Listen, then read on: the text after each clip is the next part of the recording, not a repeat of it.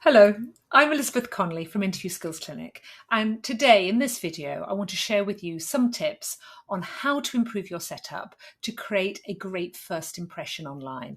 Now, if you're going through interviews at the moment, you know that most of the interviews are conducted online using platforms like Teams or Zoom, or you could even have been invited to a pre-recorded video interview.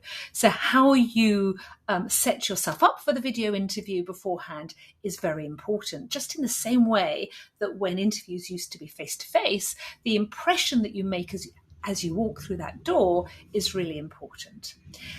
Please like this video and share the video with anybody else you know who's going through interviews at the moment, because the tips are going to be really useful.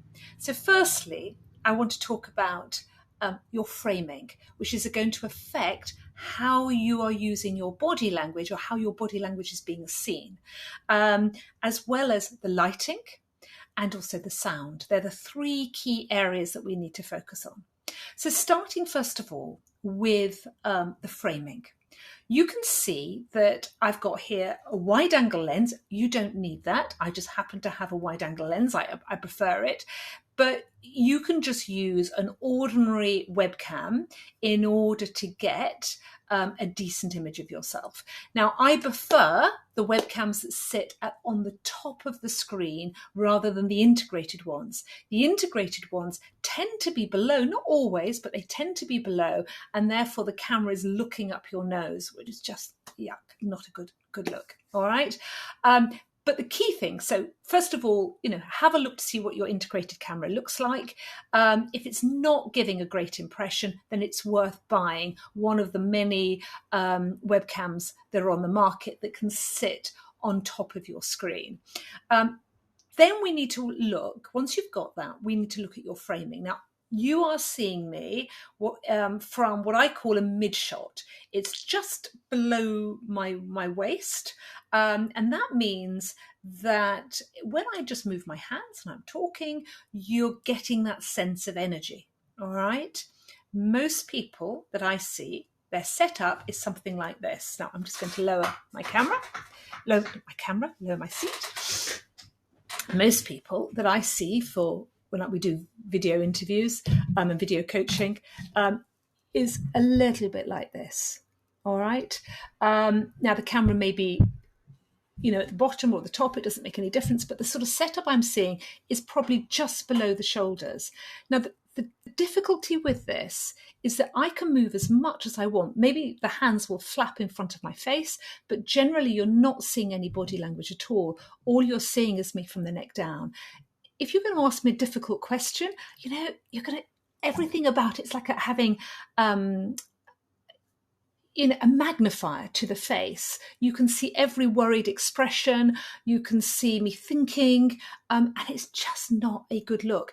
And in fact, it sort of invades personal space. If you were talking to somebody physically, we would never stand so close to them that they're seeing us like this. It's just not a good look.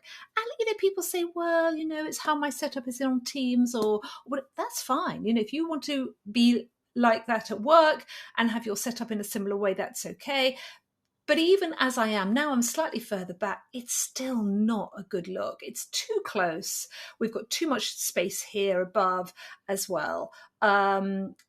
So we need to really do our setup so that we are better. Now, often what happens, let me go back to where I normally am. Now, I have a high stool here, so you have to bear with me. I've got to almost bounce to get myself, jump up to get myself on it, because I'm a little bit smaller, and then put my feet on the stool. Right. When I'm working with clients, and I say to them, I want to see more of you, because if I see more of you, then I'm seeing your body language. If I see your body language, I'm getting a sense of your energy and you as a person. And it's as close to us having a face-to-face meeting together. All right, that's what you want to really try to aim for. Now, when I ask people to do this, what tends to happen is they move back, understandably. So they move back so that we can see more of them. But this is too far back. And what tends to happen is we then get a big gap from the head to the top of the screen. Okay, and there's a sort of sense of not being connected. So what you need to do, if I just move myself back, if I can move the chair back, there we go. What we need to do is really play around with your setup so that you're lifting the screen and the webcam a little bit higher, and you just play around until you get it in the best possible way, so that your setup is as much as possible similar to what we would see if we were to meet in person. All right, and then you know you're in a great place. And that allows you to use your body language naturally, your hands naturally, without not seeing them at all, so we're not getting any sense of energy, or flapping in front of the face, which tends to happen if we're too close into the screen. Secondly, I want to talk to you a little bit about the lighting.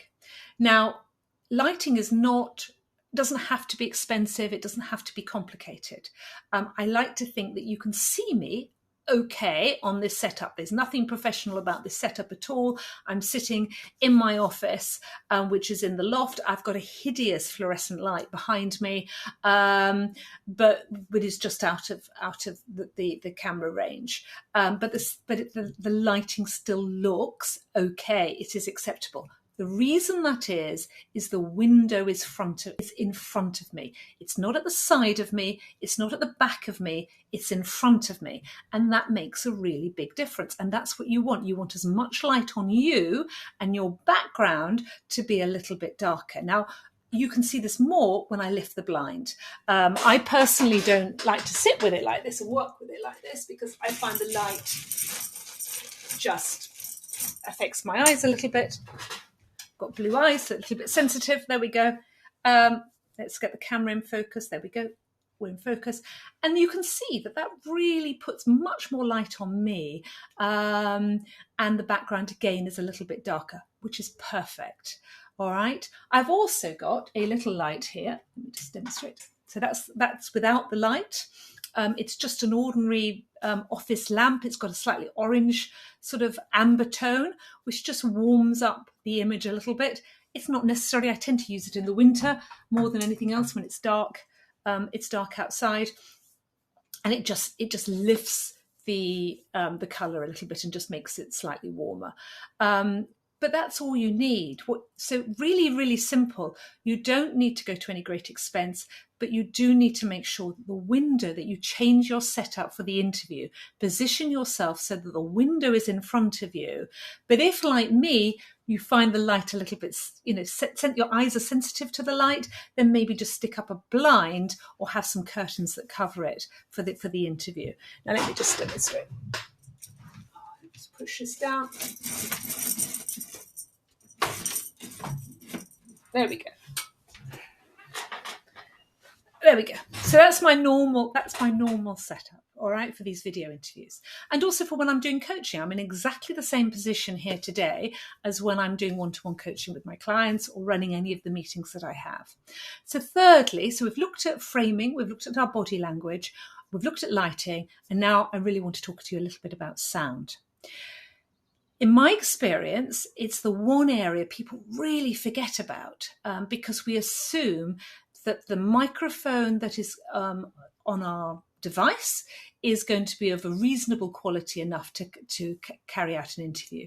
And generally, it is, but also it may not be. And you just need to think about and test your sound to make sure that you're really hearing yourself clearly. What I find the difference is that when people are using the mics that come through their devices, it flattens all the tones in the voice. So we're not getting that variation in tone that we all have naturally when we speak. We don't have to make a special effort.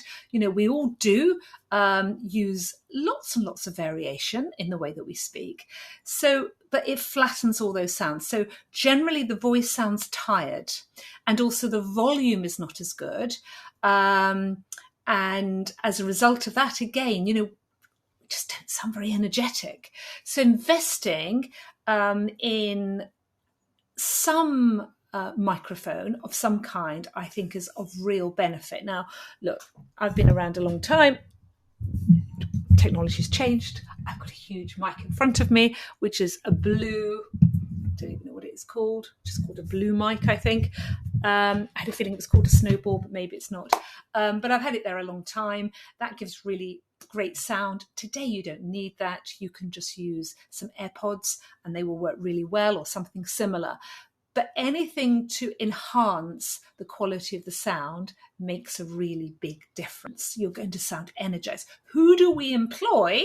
We employ somebody, we know work is really tough.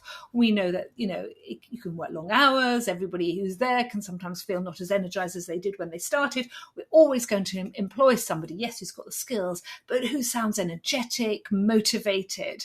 And if that's being flattened by the quality of your sound, and if you've ever had feedback that you didn't seem very enthusiastic for the role, it probably has a lot less to do with what you said and more to do with how you sounded. So there are 3 tips there that you can very, very easily apply before you go for your next interview. If you need any additional coaching, we provide Interview Skills Clinic, one-to-one coaching, as well as interviewer training for organisations. You can book a free consultation on our website, and we'd be absolutely delighted to help. Bye.